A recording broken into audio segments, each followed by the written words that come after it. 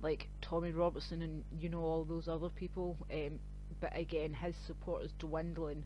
Like I'd went down. I've got some videos. I'd went down recently. This time when he was before he went to prison, and seriously, there was like. But I went down knowing everything I know. Do you know what I mean? And like there was honestly maybe a couple of hundred people there. That was it.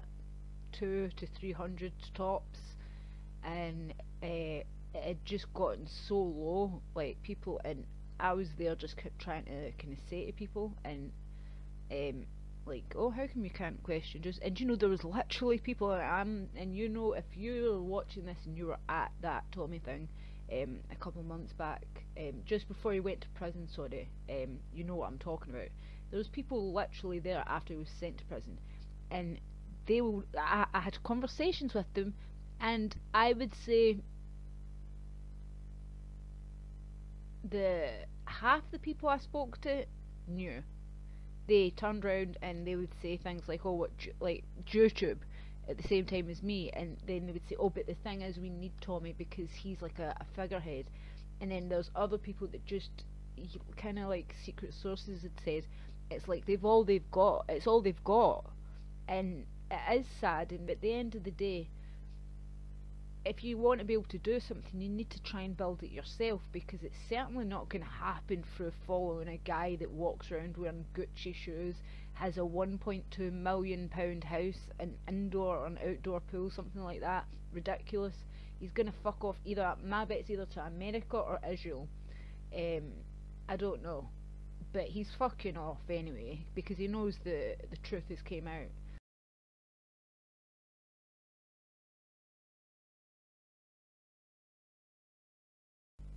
The 12, a British woman that's been arrested on, she was arrested on suspicion of filing a false complaint of gang rape. And I'm not saying that, you know, hashtag believe all women, all of this kind of stuff, but can you imagine that a British woman was raped by 12 Muslim people, and then she actually came out afterwards and said she'd been pressured? Now you can understand that it would be a diplomatic and a really bad kind of thing, and I mean, where was Tommy Robertson and all these kind of, you know, people, anybody really?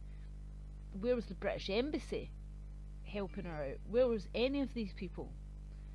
Do they really, I mean, because it was Israelis, you can understand they're not going to be, you can't say a word about the Jew, because I mean it's totally okay to be as disgusting as you want, and it's all Muslims.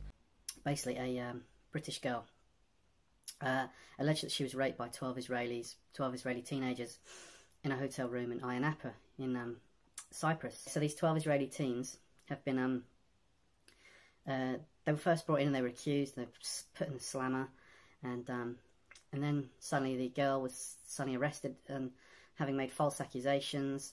They've released the 12 Israeli lads who've claimed their lives are ruined because they get called rapists in the street back home. But they also had, they sort of filmed it and that sort of thing, that revenge porn thing.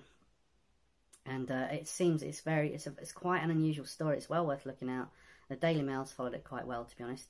Now, I think it's very, as I say, it's gone under the radar. That's why I thought it was interesting to sort of discuss it. Now, how can I? Well, basically, so this girl has basically now claimed that she was forced to confess. She was forced to confess it was all made up, signed something under duress, and that's sort of the end of it. The 12 Israeli lads have been released and sent back home. Why, you might think, why am I? Well, I think it's quite. I tell you why it's quite interesting, because well, I believe the girl. Right, there you go. So I actually believe her. I believe she probably was forced to make a confession, because if you think about it, it's sort of a diplomatic kind of sort of, not a nightmare for them, but it's inconvenient, isn't it? Diplomatically inconvenient, and processing 12 men through the Cypriot judicial system would be costly, and they've undoubtedly had influence from Israel. And this is what I'm getting at, is why it's yet another facet as to why I don't like the British government. I've never liked the British government, because I can't imagine. Now I might be being unfair, okay, but I can't imagine the consulate or the British Embassy getting involved and being proactive and trying to ensure this girl's rights are protected. Just it's sort of a class thing, you know. Now look, I'm not an expert on female psychology, but all my experience of observing women, sort of, you know, knowing women, is that I don't believe for a second outside of the porn industry, which I'm not an expert on. I hasten to add. I mean, I suppose I must be a bit. I'm a prude relative to some men, I suppose, but that, you know, the notion that she's just, one of the revenge thing porns is that one of the guys claiming, well, she did consent to sleep with him, and there's a photograph of him, and that I believe that she probably did consent to sleep with one of them, but I can't believe she said, oh, you know what, bring in your 11 mates, let them have a go as well. I just don't believe it. So that's rape, isn't it? She was raped, and now, you know, so as I say, it's all embarrassing, and sort of can't want rid of it, get rid of it as quickly as possible. So it's like, you know, write a sign here, and that's the end of it. And the Cypriot authorities can forget about it. I've no doubt in my mind the Israelis would have been in there wanting 12 of their sons back home.